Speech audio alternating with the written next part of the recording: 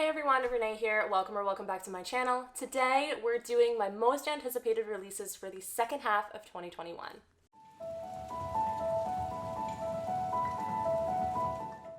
So earlier this year I did a video telling you about my most anticipated releases for 2021, and I realized while making that most of those books were only for the first half of the year.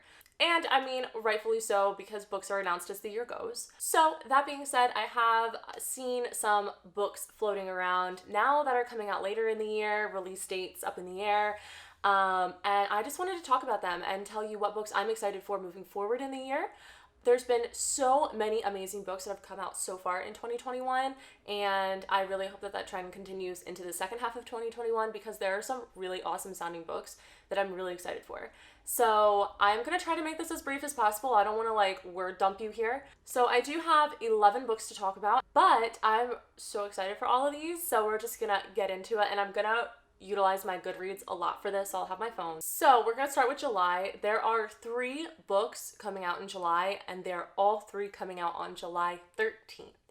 July 13th is sounding like a really awesome day. So the first one is The Final Girl Support Group by Grady Hendrix.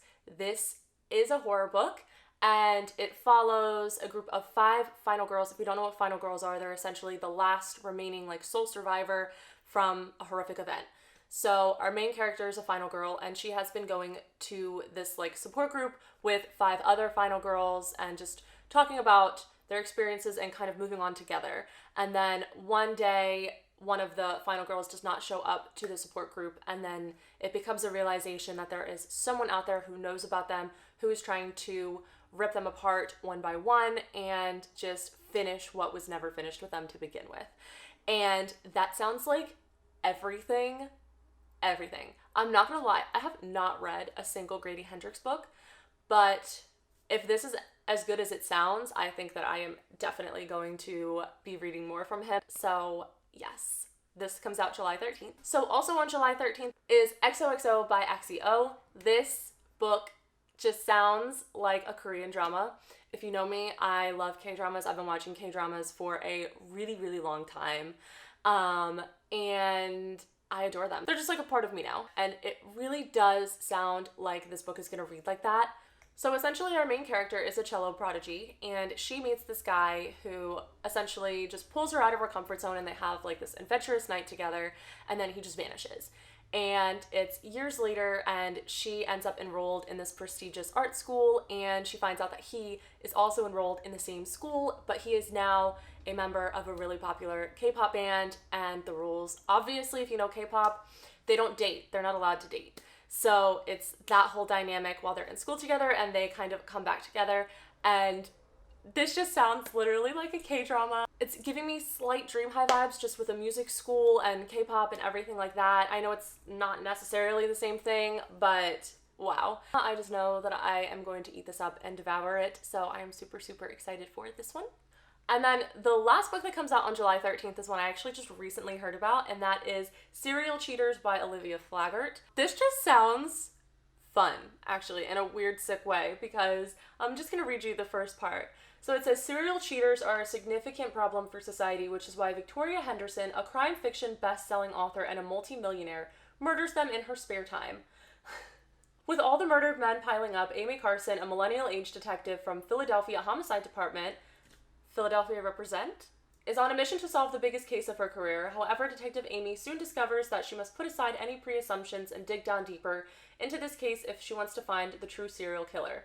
Will the detectives be able to put together the pieces of this complicated investigation, or will more serial cheaters end up dead? This just sounds so fun.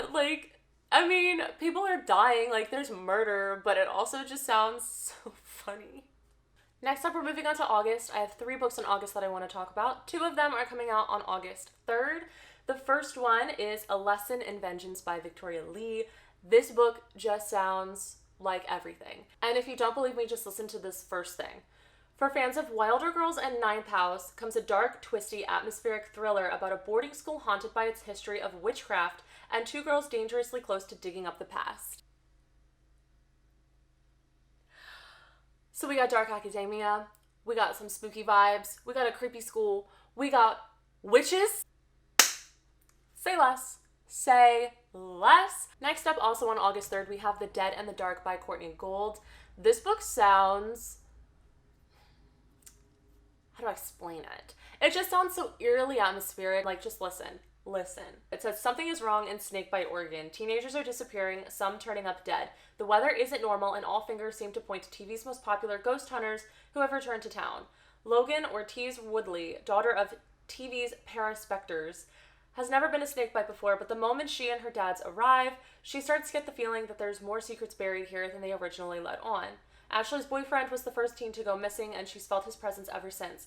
But now that the Ortiz Woodleys are in town, his ghost is following her, and the only person Ashley can trust is the mysterious Logan. I'm going to leave it at that because it's a really long summary. Disappearances, potential murders. Yes. Yes. That seems to be a trend for the second half of the year. All the books that I'm excited for, or most of the books that I'm excited for, involve some type of deaths or disappearances. So I don't know what that says about me and my preferences, but yeah.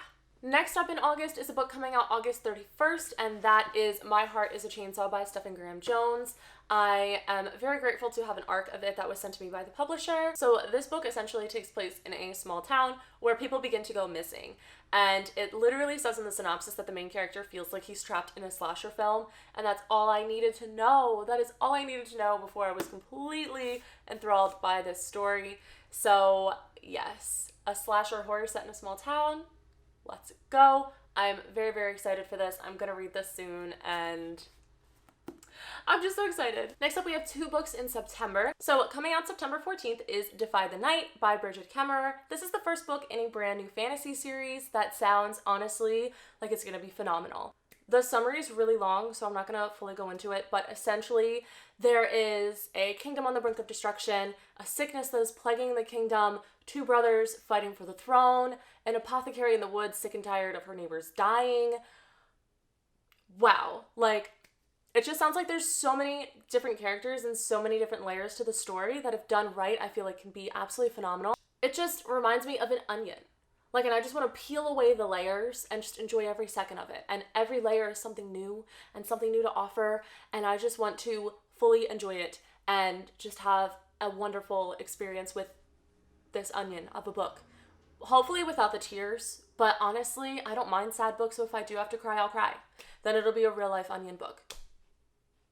Next up on September 21st is All These Bodies by Kendare Blake. This book sounds like such an eerie, off-the-wall type of book, but it sounds fascinating. So essentially this book is about a string of murders. There's just a lot of bodies that are being found, completely drained of blood, but the blood is nowhere to be found. Like, it's like there was never any blood. And then this girl gets discovered who's covered in blood, and they think that she's a survivor, but none of the blood on her is her own. So it's just a mystery of where's the blood going and what is just going on. And it's just, like I said, it sounds so eerily weird and off the wall. Like, I've never really heard a story like this before, so I'm very fascinated to see how Kendare Blake does it.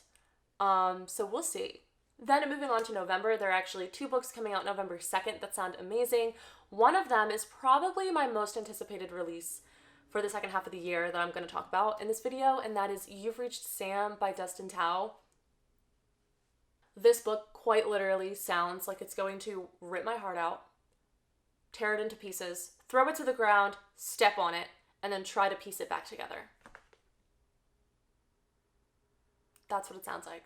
But I'm soft, so maybe that's just me. I don't know. I cried everything. So this book follows our main character who essentially has her life put together. She knows exactly what she wants and where she's going. Most of her plans involve her boyfriend, Sam. But Sam unfortunately passes away one day, and naturally she's devastated, heartbroken, and just can't move past it. And one day she decides that she just really needs to hear his voice again, so she calls his phone, expecting it to go to voicemail so she can just hear his voice on the voicemail, only it doesn't go to voicemail because Sam actually picks up the phone. And it just is giving me like P.S. I Love You vibes. I know I said this before. If you've seen that movie with Gerard Butler where he like leaves letters to his wife after he passes to help her move on, it sounds kind of like that, but I guess more of a paranormal way because he's dead, but he still is speaking to her over the phone. So how can he be speaking to her over the phone if he's passed? Unless it's not him. But we're not going to make predictions because that would be a really lame outcome if that's the case. But yeah, I'm really excited for this. I know I'm gonna cry, and I'm okay with that. So next up on November 2nd is Dark Stars, New Tales of the Darkest Horror, and this is a horror anthology. So these are 11 short stories by some of your favorite horror authors. I'm not gonna go into a full list of names, but I did see that one of them was Stephen Graham Jones, and it just sounds like everything. Who doesn't want a bunch of horror short stories? Because that's what I want. And I am kind of bummed that this doesn't come out in October because I feel like this is just the perfect book to read for October, for Halloween, but it comes out November 2nd. So maybe it's a little late, but I'm still excited for it, so we'll see how this goes. And then lastly is a book that has no synopsis, no cover yet, and not even a solid release date, just 2021. And that is Motel by Penelope Douglas. Now, I've only read one Penelope Douglas book before, but I did really like it. And I actually am doing a Penelope Douglas reading vlog. It's going to be out in July, and I essentially am just going to read several of her books. And they all sound awesome, so hopefully I really like it. And that's why I wanted to include this in here, because I feel like I'm going to be excited for this no matter what. Honestly, just the title Motel and knowing that it's written by Penelope Douglas, I just feel like it's going to be... Do you know what I mean? If you know, you know. Like I said, there's no solid release date. It just says expected publication 2021. So hopefully that is true. And hopefully as the year goes on, we get more information about this book. And by the end of the year, have this book. So yeah, I'm really excited for that. That's pretty much all the books that I have for you that I'm excited for the second half of the year. I'm sure that there's more, and I would love it if you left in the comments your most anticipated release for the second half of 2021. I would love to see any recommendations if you think that there's a book that I would like that I didn't mention.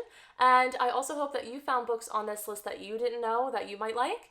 And yeah, I just hope that the second half of the year is as awesome as the first half of the year has been book-wise, because there's been some amazing releases so far, and I'm just excited to see what these books have to offer later on in the year. If you like this video, please don't forget to hit the thumbs up down below to help support this channel, and also hit subscribe to follow me on my reading journey. Once again, like always, all of my social media links will be down below. Twitter, Goodreads, Instagram, follow me wherever you'd like to keep up with me more closely, and yeah, once again, I hope you liked this video, and I'll see you in the next one. Bye!